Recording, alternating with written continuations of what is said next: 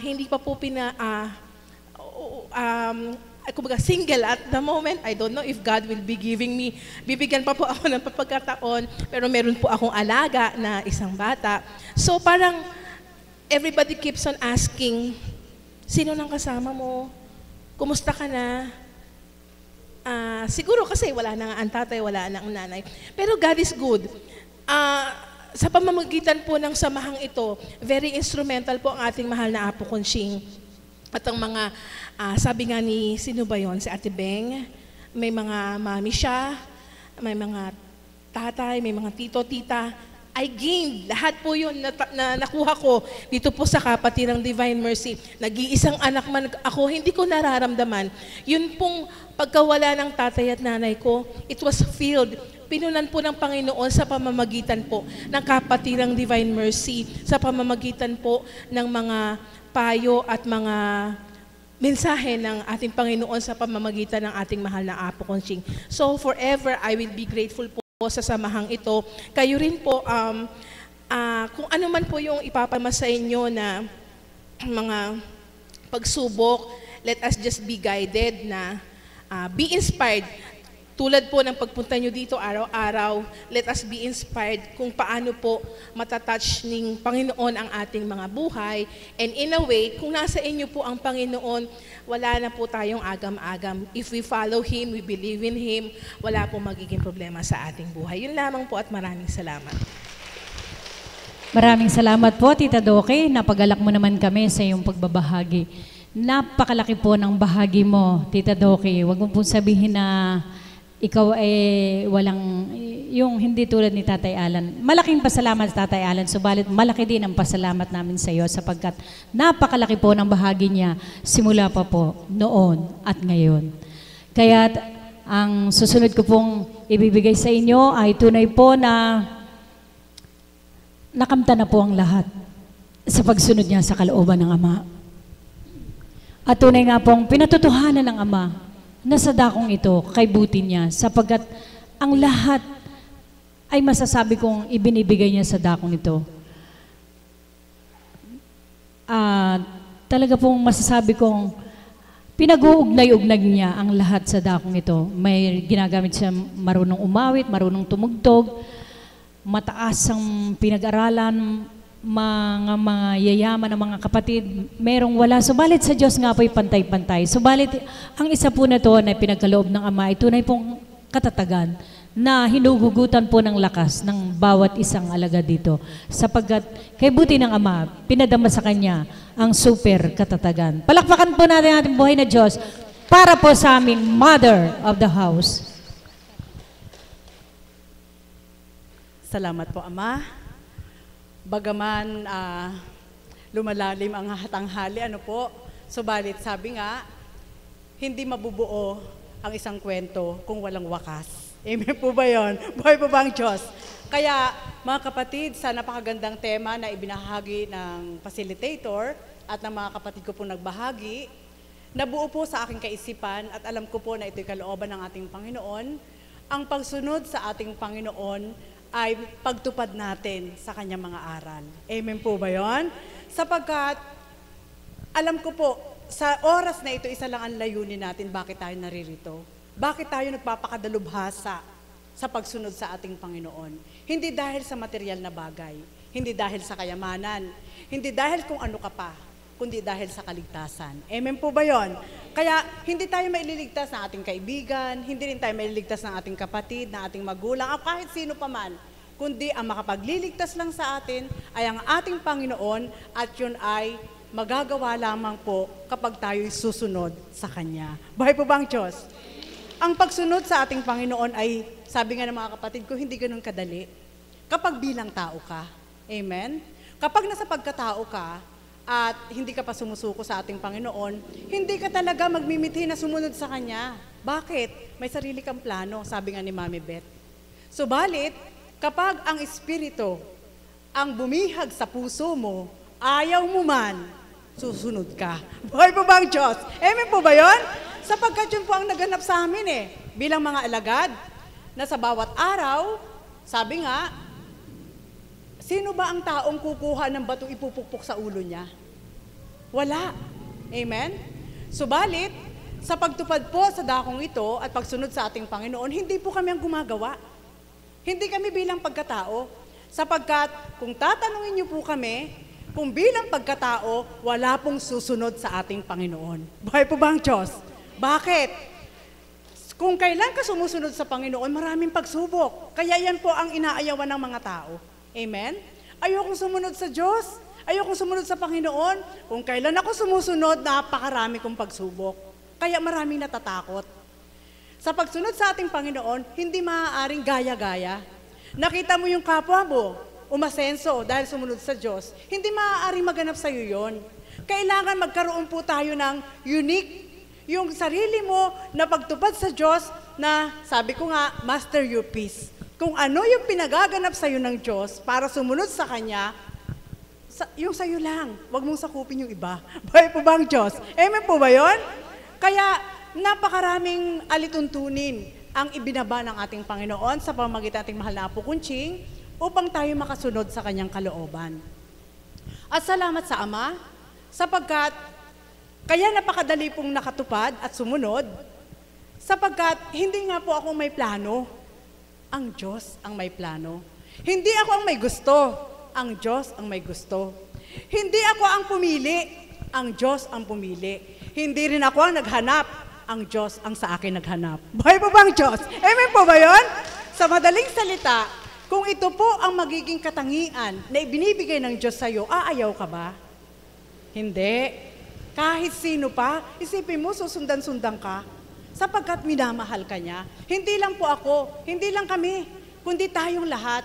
Ganun po kababa ang pagkatao ng ating Panginoon, na sa kabila ng iyong kasamaan, na sa kabila ng pangmundo mong ginagampanan, nagpakababa siya para hanapin ka at tumupad sa Kanya. Buhay po ba ang Diyos? At doon na po nagumpisa. Eto anak, ang reglamento ko. Nang ako po ay naging alagad sa dakong ito, hindi pagdakakarakarakai, sabihin kong 100%, sabi nga ni Mabi, hindi po. Totoo po yun, hindi naman po kasalanan na magsuri. Sapagkat, paano ka susunod sa hindi mo kilala? Amen? Paano ka susunod? Halimbawa, ang sinusundan mo bulag, mabubulag ka rin. Kung ang susundan mo ay kapahamakan, mapapahama ka rin. Kaya sa kabila po ng pagsunod, kailangan mo magsuri. Subalit wag kang magtanong sa tao. Sapagkat kung sa tao ka magtatanong, ipapahama ka. Buhay po bang Diyos? Amen po ba yun? Bakit po? Ganito po kasi naganap sa akin eh. Nang ako po ay inatasan, na sa dakong ito ay inakay ng ating Panginoon, inatasan na po na maging mother of the house. So bilang mother of the house, syempre po, anong gagawin ko? Tanong ko po. Ayoko pong pagkasalahan po ito, pero ito po yung katotohanan, sapagkat ito po yung una kong naramdaman. Magluluto ka, aasikasuhin mo sila, mamamalengke ka, lahat. So sa madaling salita, masakit man sambitin, may ano po. So bilang isang magkatao, magagampanan ko kaya yun, ano po? At alam niyo po ba, salamat sa Ama, sapagkat doon ko nasuri, sa pasimula pa lamang, alam ng Diyos na ako'y lumuha. Nang unang araw ko dito, pangalawang araw ko hanggang isang linggo, saksi si Tita Cecil, sa harapan lang ako ng kwadro ng Divine Mercy, lumuluha ako dahil gusto ko umuwi. Amen po ba yun? Bakit po? Bilang pagkatao. Sapagkat hindi pa nga po 100% yung alam kong may Diyos, alam kong ginagamit ang ating mahal na Apo Kunching. So balit yung 100% na pag-submit ang sarili, hindi ko pa na isa-submit. Amen? Sapagkat mayroon nga po akong anak. At isa pa, siyempre dito po kami titira. Ang lapit-lapit ko lang po, San Roque lang.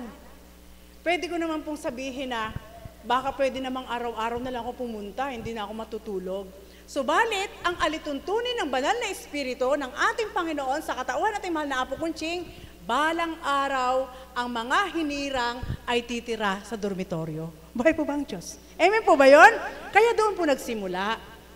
Kailangan kong ibigay yung 70%, 50% una, nadagdagan. So hindi pa rin pwede. Bakit? Naaawa ka pa rin sa sarili mo. Ang pinagmulan mo na ay mahirap. Ang pinagmulan mo ay puro pagsubok. Pagdating sa pagtupad sa ating Panginoon, pinakamababang uri pa yung ibinigay sa akin na pag-aatas, mamamalengke, magluluto, yun po, sige po, magnilay kayo. Alam niyo po, salamat sa Ama. Sapagkat sa katangian po na yon, na nadama niya sa puso ko at tinanggap ko po sa puso ko na sino ako para magmalaki sa Diyos. Bakit ako mahihiya sa tao? Ano po? Subalit sa una po, nahihiya ako. Amen? Naranasan ko pong EPI sa palengke. Opo, naranasan ko po yan, naglilingkod na po ako. Namamalengke po ako dito, isang umaga, napagkamalan po ng tendera na hindi po ako nakapagbayad sa kanya. So bilang isang lingkod, ipipilit ko po yung, nagbayad ako sa'yo, sinuklian mo nga ako eh. Ano po, pagsubok po sa akin. At nung oras na yun, siyempre matataray kaya ang mga palengkera. Ano po, patawad po. Matataray ang mga nagtitinda sa palengke. Kapatid na Joanne, sorry anak ha, sa unang buhay. Ano po, matataray. So sa oras na yun, sabi niya sa akin, hindi pa kayo nagbabayad sa akin. Hindi. Sabi ko, nagbayad na ako sa'yo. Kasama ko si Tita Au, isang alagad. Kasama ko po yung isang kasama kong alagad na eto po, nagbayad kami, sinuklian mo ako, hinabol pa ako na hindi daw ako nagbabayad, napahiya po ako sa harap ng mga tao dun sa palengke. Siyempre po naman, naka-t-shirt po ako ng Divine Mercy. Sabi ko, anak, kung hindi ako nagbayad, mapapatunayan ko sa iyo yung nagbayad ako. Kung sa palagay mo hindi ako nagbayad, mapapatunayan ko sa iyo nagbayad ako. Bilangin mo yung pera mo. Ah, hindi eka, PI eka, ganyan-ganyan na po. Nung narinig ko po yun, pikit mata na tinanggap ko. Subalit pagtalikod ko, pinagpag ko po ang aking sandalyas. At sabi ko, bukas din ay hihingi ka ng kapatawaran. Umiiyak po yan si Tita Au. Kung nakikita po niya, umiiyak yan. Kasakay kami sa tricycle, sabi niya sa akin, Mother, natanggap mo yun? Piniay ka na hindi ka nagbayad. Hindi ako umiimik. Subalit, tanging Diyos ang nakabatid ng laman ng puso ko. Buhay po ba ang Diyos? Amen po ba yun? Kailangan ko lunukin. Kailangan ko lunukin. Nung gabi na yon, hindi ako nagpahalata kay Tita Cecil. Sabi ko sa Ama, sa kabila ba na kailangan ko matikman ito? Kailangan pala, mga kapatid. Kaya masasabi ko po sa inyo, ang sumunod sa ating Panginoon, kung nais nating sundin ang kanyang kalooban, take the challenge. Amen po ba yon? Tanggapin niyo po ang challenge. Huwag niyo pong takbuhan, huwag niyo pong talikuran, kundi harapin po ninyo at tanggapin ang bukal sa puso. Mula po noon, na tinuran po ng banal na Espiritu sa katawan natin mahal na Apo Kunching, kung hindi mo mararanasan na ikay ipahiya, hindi mo mararamdaman kung paano kita itataas. Buhay po ba ang Diyos? Amen po ba yun? Kung hindi mo mararanasan na ikaw ay mabibigo, hindi mo maibibigay sa'yo ang iyong tagumpay. So sa madaling salita, ang pagsunod sa ating Panginoon ay samut-sari ang iyong dadaanan. Subalit mga kapatid, huwag kayong susuko. Sapagkat kapag hindi ka sumuko, hindi ka matatalo. Amen? Dahil ang Diyos ang kasama mo, sa kabila ng pinagdaanan mo, sigurado ipagtatagumpay ka niya. At ito po, 10 taon na po akong alagad. Sa kabila po ng mga tinamasa, na sabi nga, hindi ganun kadali. Madaling sabihin na ako'y nakatupad, subalit tanging Diyos ang makapagsasabi sa iyong totoo ang tinupad mo. Amen? Madaling sabihin na ako'y susunod, subalit tanging ang Diyos ang nakababatid ng totoong damdamin mo na sumusunod ka nga sa kanyang kalooban. Sapagkat, daratan ng takda, maraming magsasabing, Panginoon, Panginoon, ako'y naglingkod, ako'y sumunod sa iyo. Subalit sasabihin ng ating Panginoon, umalis ka sa aking harapan. Hindi kita nakikilala. Gusto niyo ba itong maganap sa inyo? Hindi. Ganyan din po ang buhay ko. Ayokong maganap sa akin na itakwil ako ng Diyos. Kaya kung paano niya akong inakay sa dakong ito at binuksan, nilinisan ang aking isip at puso, yung reglamento po niya, yung alituntunin niya, hindi mo man masunod lahat pagdaka, isa-isahin mo. Ibibigay ng Diyos kung paano ka makatutupad. Buhay po ba ang Diyos? Amen po ba yun? At yun po, kagaya ng bahagi ng mga kapatid ko, walang hirap ng isip, walang hirap ng kalooban. Kapag kalooban ng Diyos na siya ang tutupad, hindi mo dapat pagkaiyakan ng napakalaking kaiyakan. Amen? Hindi mo kailangan magdumapa para humingi sa Kanya. Sapagkat kapag kalooban niya, natutupad siya sa'yo, hindi kanya pahihirapan. Sapagkat ang ating Panginoon, napaka mapagmahal siya, hindi siya magpapahirap, kundi ang binibigay niya, puro galak. Buhay po ba ang Diyos? Kaya yun po ang aking natamo. Sa pagsunod ko sa ating Panginoon, lahat ng luha ko noon ay wala ng bakas, kundi puro galak ang aking nararamdaman. Manaka-naka, mayroong lumbay, subalit hindi para sa aking sarili, kundi para sa aking kapwa, at kung paano pinamamasid ng Diyos yung kaukulang, eto anak, nagsasalita ang Diyos sa isip ng tao at nadarama yun sa kalooban. Kapag kayong dalawa na, wala na siyang ililihim sa'yo. Buhay po ba ang Diyos? Amen po ba yun? Totoo po yun. Sapagkat kilala ka na niya, sumusunod ka sa Kanya, nagiging masunurin ka sa Kanya. Kaya kung paano ka nagiging masunurin sa Kanya sa mga alituntunin niya, ibibigay niya yung gantimpala na hindi kayang ibigay ng tao. Buhay po ba ang Diyos? At yan po ang nagaganap sa dakong ito. Dahil ang dakong ito ay binigay ng ating Panginoon, sumunod ang ating mahal na Apo Kunching, lahat ng kaukulang kailangan, binigay din ng Diyos. Na hindi nahirapan ng isip, hindi nahirapan ng sinuman, hindi na malimos ang sinuman, at hanggang ngayon ay umaandar. Buhay po ba ang Diyos? Amen po ba yun? At yan po ang sekreto. Kaya po kami nagsusumakit na sumunod sa ating Panginoon sapagkat hindi siya mahirap hingan. Amen? Hindi siya kagaya ng tao. Mayroon pang kondisyon ng tao. O sige, bibigyan kita ngayon, pero pag binalik mo, dagdagan mo may tubo. Amen? Sa Diyos, hindi. Kahit hindi ka maibuka ng labi mo, kapag sumunod ka lang sa Kanya, alam na niya ang laman ng isip at puso mo, ibibigay niya sa'yo. Gagamit siya ng kapwa mo at hindi magiging pagsubok mo. Sapagkat ang ating Panginoon, kapag gumamit siya, hindi siya gagamit ng masama para sa'yo. Amen po ba yun? Kundi ang gagamitin niya ay yung mula din sa Kanya sapagkat hindi Kanya susubukin. Buhay po ba ang Diyos? Amen po ba yun? Alam ko po sa aking pagninilay, ang sinusubok lang ng ating Panginoon yung alim na may alinlangan sa Kanya eh. Tama po ba, Mami Beth? Alam ko, yun lang po yung sinusubok ng ating Panginoon, yung may alinlangan sa Kanya. Subalit kapag alam na niya na kayong dalawa ay magkalapat na, wala nang magiging daan para sumingaw pa, para makapasok ang kalaban at talunin ka niya. Kaya ganyan po relasyon namin ng dalawa. Buhay po ba ang Diyos? Amen po ba yun? Opo, sapagkat, kapag sinabi niya, anak, gawin mo ito, wala akong magagawa. Kahit wala ako, hindi ko sasabihin sa kanyang, hindi ko kaya. Alam niyo po kung ano sasabihin ko? Ikaw naman ang tutupad di susunod ako sa'yo. Buhay pa ba ang Diyos? Amen po ba yun? Kaya nagkakaroon po ng katuparan. Kasi ang ating Panginoon, hindi mo pwedeng pagmayabangan yan. Sige, susunod ako sa'yo dahil meron ako. Hindi. Hindi po. At naganap lang po yan kagabi sa akin. Maniniwala ba kayo na hanggang ngayon wala akong tulog? Salamat sa Ama. Sapagkat sa pagtalima ko po sa Kanya maghapon kahapon, puspos na espiritu, mula sa umaga hanggang sa misa.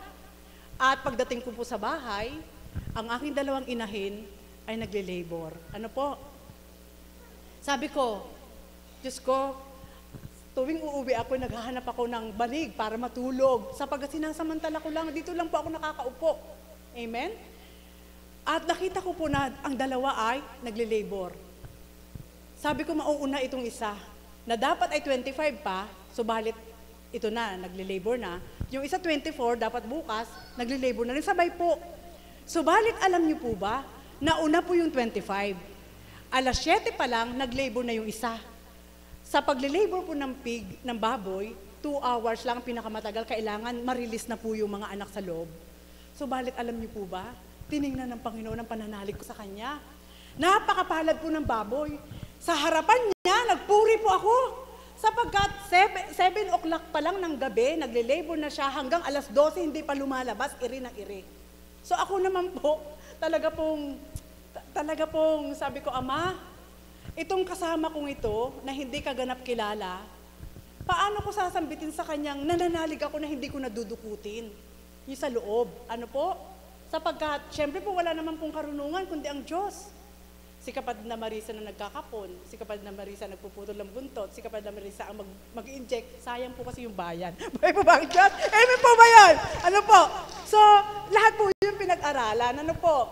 Sa kalooban ng Ama, hindi po ako gumagalaw nang hindi ko hihilingin sa Kanya, Ama. Wala akong karunungan. Kung paano ang mahal na Apo Kunching, ay binigyan at pinagkalooban niyo po na manggamot at ibinigay sa amin ang bahagi mo. Nawa po sa hayop na ito ay magamit ko rin po ang palad na ito. Ano po? Alas 12, alauna, nagdasal po ako. Nagpuri, umawit na ako, parang hindi ako naririnig. Subalit yung baboy, tulog na tulog habang umaawit ako. Hindi, ibig sabihin, nagle-labor, hindi sumasakit. Prente pa siya. Eto na, umakyat ako. Sabi ni kapatid na Pearl, Mother, mag-aalas 3 na. Matulog ka na. Ipaubaya mo na yan sa Diyos, iwanan nyo. Subalit, alam niyo po ba, alam ng Diyos ang laman ng puso ko. Hindi ko kayang talikuran ang isang naghihirap na hayop. Amen? Kung sa tao, nagagawa mo, hayop pa, likari niya ng Diyos. Amen po ba yun? Boy po ba ang Diyos? Alam niyo po, di ganito po, parang hinihila na rin ang anto ko, hinahanap ako ng alaga ko kasi kailangan yung tenga ko. Pag natutulog po yun, hinahanap po yung tenga ko para matulog. Sabi ko, Ama, 2:45, mauuna na ako magdasal. Inilalaga ko na po sa inyo gaya ng sinabi ng kapatid ko. Subalit batid niyo po ang laman ng puso ko. Naaawa ako sa inahin. Di baling mamatay ang nasa loob, makalabas lang para maluwagan siya. Hindi pa ako maghahangad kung ano yung nasa loob. Ang mahalaga, makita ko lang siyang maginhawahan. Kasi pulang-pula na po yung mata. Tapos ang init-init ng kanyang katawan. Pag nilagnat po yun, sigurado, maiklam siya po yun. Alam niyo po, nung ako'y pahiga na napaganyan, pasubali ko sa iyo, anak. Nabasa ko ang laman ng puso mo. Kasi sinasabi ko sa isip ko, tama si Mami Beth, kahit anong ginagawa mo, pwede makipag-connect ang isip mo sa Diyos para makipagniig ka sa Kanya. Sabi ko kasi sa Kanya, Ama, ako'y manggagawa mo lang, hindi yan sa akin. Yan ay pinahiram mo. Kaya kung ako na manggagawa ay nasasaktan sa nakikita ko, masigit ka masasaktan kasi sa'yo yan. Amen po ba yun? Ganun po ang aking makikipag-ugnayan sa Kanya. Alam niyo po, hindi niya ako binigo. Buhay ang Diyos. Lumabas ako, sabi ko kay kapatid na Pearl, hindi, titingnan ko. Patutulugin ko na yung nagbabantay at ako na lang magbabantay. Kahit alipin sila, gusto ko ipadama sa kanila na kaya kong gawin yung ginagawa nila. Matulog kayo. Sapagkat dahil sa Espiritu, pwedeng mulat ang mata ko ng 3 araw. Amen po ba yun? Buhay po bang Diyos?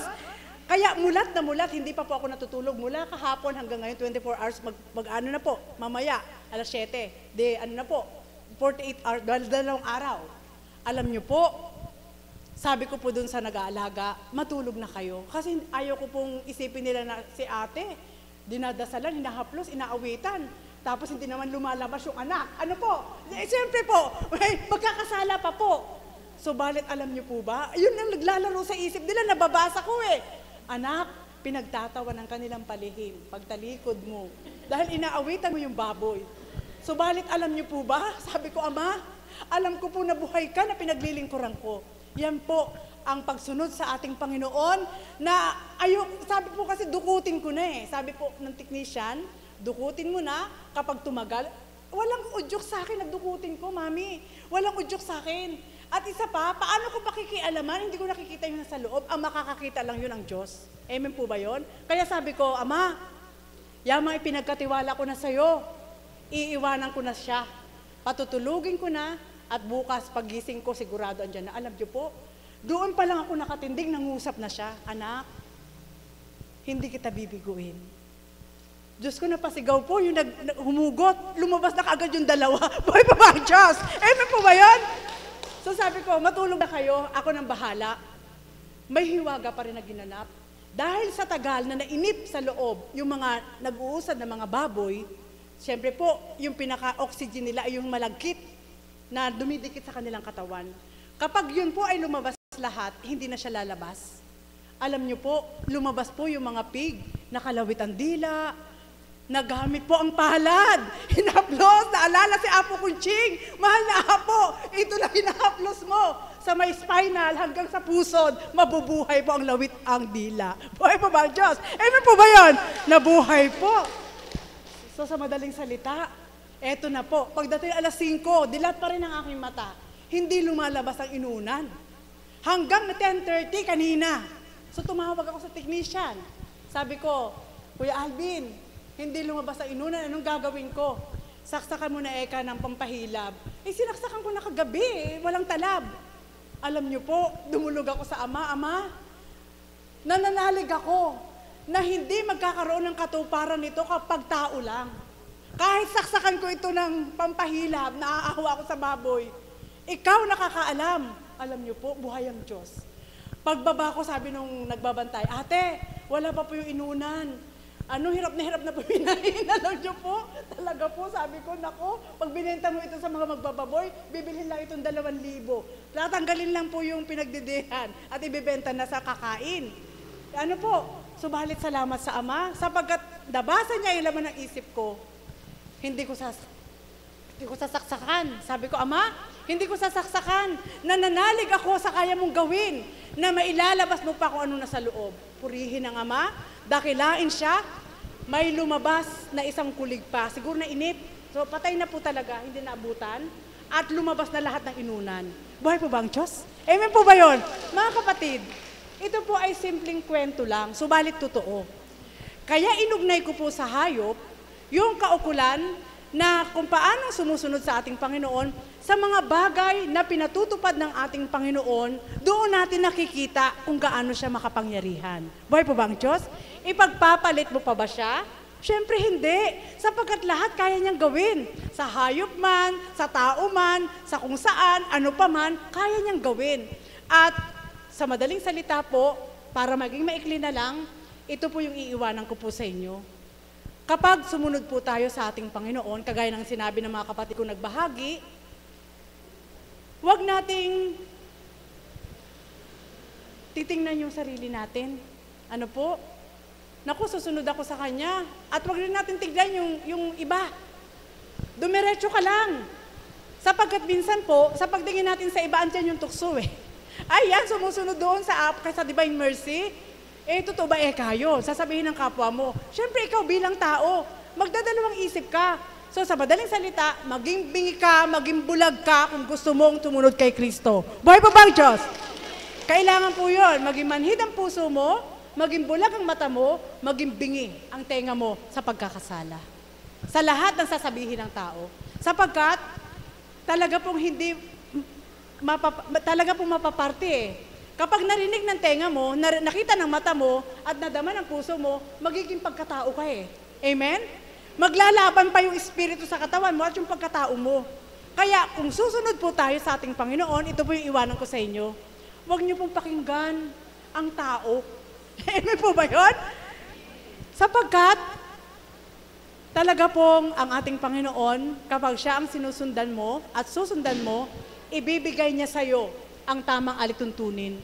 Iingatan ka niya, bibigyan ka niya ng kaukulan kung paano katutupad. Lahat ng partisyon, alam niyang hati-hatiin. Walang lugi, walang talo. Kahit sa oras mo, halimbawa, paano ako tutupad, paano ako maglilingkod?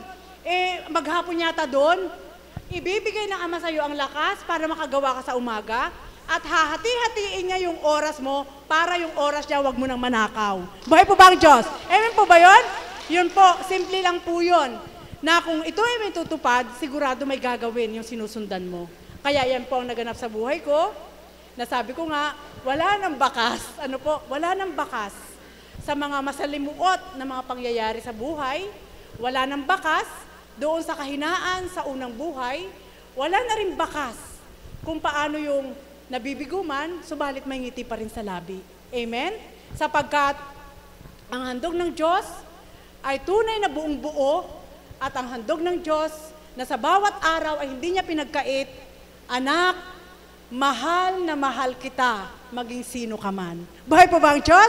Kaya sumunod ka kay Kristo, hindi ka man matalino, hindi ka mayaman, hindi ka tapos, ikaw man ay mangmang, sumunod ka kay Kristo at makakatanggap ka ng parehas. Muli po, magandang umaga at maraming salamat. Buhay na buhay ang Diyos. Amen po ba? Nainip po ba kayo? Tunay nga pong kay buti ng Ama. At salamat po sa inyo at alam ko pong nasiyahan kayong lahat sa pakikinig sa oras na ito. Yan po ang ating Diyos na buhay. Yan po ang kanyang pagkilos sa dakong ito. Wala man po ang ating minamahal na Apo Conching bilang kanyang kinalugdan, subalit ang kanyang espiritu ay dito po ay nananahan. Kaya sa inyo pong lahat, sa bawat kapatid kong may mga karamdaman, kung matama po kayong nakinig sa bawat isang tumindig sa harapan, sinisiguro ko po sa inyo, kagalingan po ay yun ang nakamtan. Amen po ba? Hindi po makukumpleto ang araw na ito kung hindi po makakaawit ang isa ko po pong kapatid na kanina pa tumitibok ang kanyang puso. Palakpakan po natin ang ating buhay na Diyos para kay kapatid na Nene. Pangwakas na awitin na po ito. Habang umuulan po, namnamin po natin ang kanyang awitin.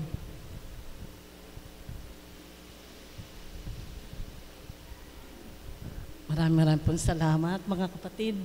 Ang awitin ko pong ito, inaalay ko po para sa ating lahat, sa ating Ama, sa ating Apo Conching.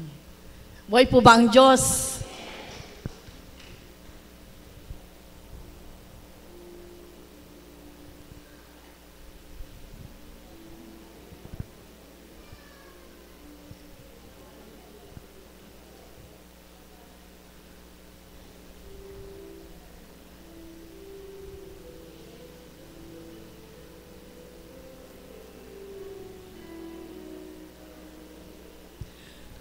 Kunin mo, O Diyos, at tanggapin mo ang aking kalayaan, ang aking kalooban, ang isip at gunit ako. Lahat ng hawak ko, lahat ng loob ko, lahat ay aking alay sa iyo. Mula sa iyo ang lahat ng ito, muli kong handog sa iyo. Patnubayan mo't pagari ang lahat ayon sa kalooban mo. Magutos ka, Panginoon ko, dagling tatanim ako. Ipagkaloob mo lamang ang pag-ibig mo, ang lahat tatalikdan ko. Mula sa iyo ang lahat ng ito, muli kong handog sa iyo. Patnubayan mo't pagari ang lahat ayon sa kalooban mo. Magutos ka, Panginoon ko, dagling tataniman ako. Ipagkaloob mo lamang ang pag-ibig mo, ang lahat tatalikdan ko.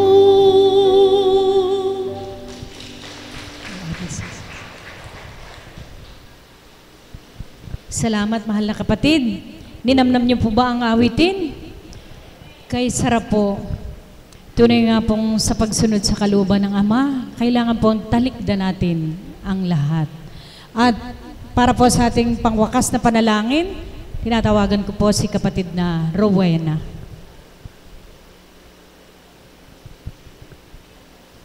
Ang lahat po ay nanyahan, tayo po ay magsiluhan. Aleluya, aleluya, aleluya. Sa pangalan ng karaas-taasan, Diyos Ama, Diyos Anak, Diyos Espiritu Santo. Ama namin, sumasalangit ka, sambahin ang ngalan mo. Mapasama po kami sa kaharian mo. Sundin ang loob mo dito sa lupa, kapara ng sa langit.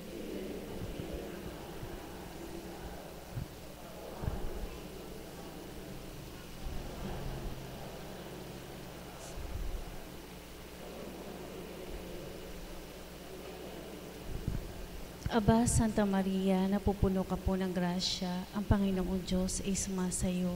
Bukod ka pong pinagpala sa babaeng lahat, pinagpala naman ang iyong anak na si Jesus.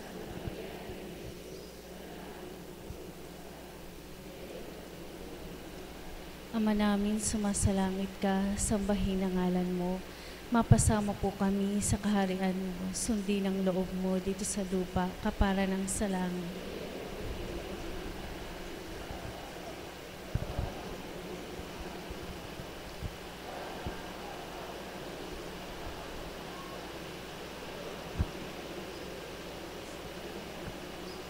Aba, Santa Maria, napupuno ka po ng grasya, ang Panginoong Diyos ay sumasayo. Bukod ka pong pinagpala sa babaeng lahat, pinagpala naman ang iyong anak na si Jesus.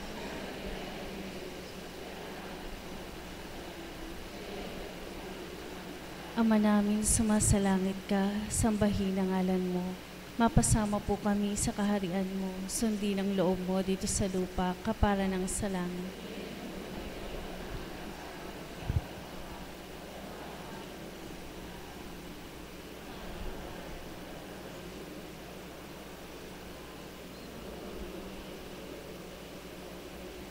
Aba, Santa Maria, napupuno ka po ng grasya, ang Panginoong Diyos ay sumasayo. Bukod ka pong pinagpala sa babaeng lahat, pinagpala naman ang iyong anak na si Jesus.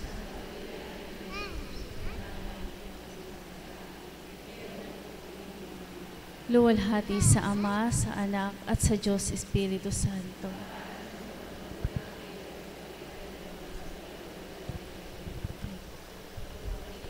Simpikado concebida, simpikado concebida, simpikado concebida. Pumanaw ka Jesus, subalit ang bukal ng buhay ay bumalong para sa mga kaluluwa, at ang karagatan ng awa ay bumugso para sa sanlibutan. O bukal ng buhay, walang hanggang awa ng Diyos, yakapin mo ang sangkatauhan at ibuhos mong ganap ang iyong sarili para sa aming lahat. O banal na dugo at tubig na dumaling mula sa puso ni Jesus, bilang bukal ng awa para sa aming lahat, kami po ay nananalig sa iyo. Banal na Diyos, banal na puspos ng kapangyarihan, banal na walang hanggan. Banal na Diyos, banal na puspos ng kapangyarihan, banal na walang hanggan. Banal na Diyos, banal na puspos ng kapangyarihan, banal na walang hanggan.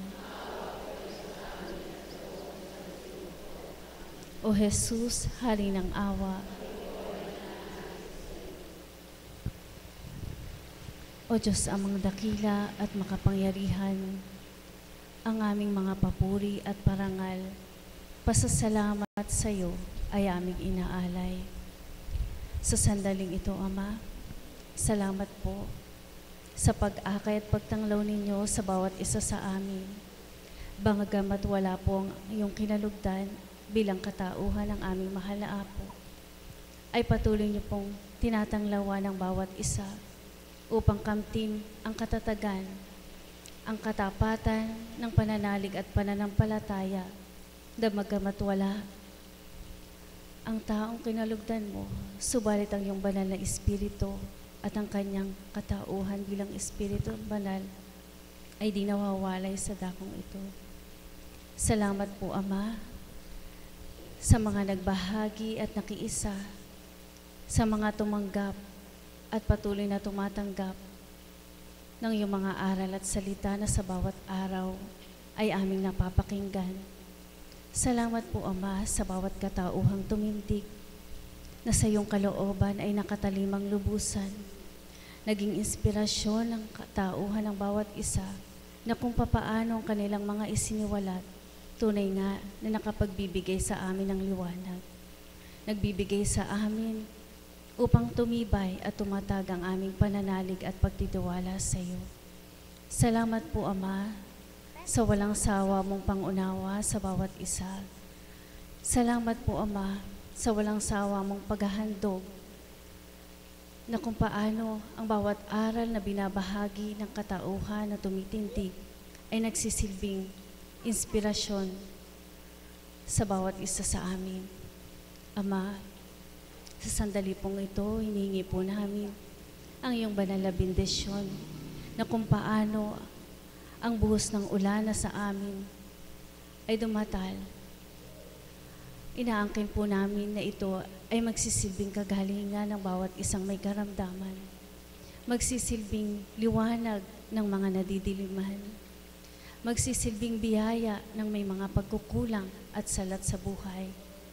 At magsisilbing katatagan ng bawat isa sa amin upang patuloy naming maisulong ang nasamot kalooban sa bawat isa na kung papaano ang aming mga tinanggap na liwanag ay patuloy na maghari sa katauhan at maipalaganap sa aming mga mahal sa buhay, gayon din sa bawat isang nangangailangan.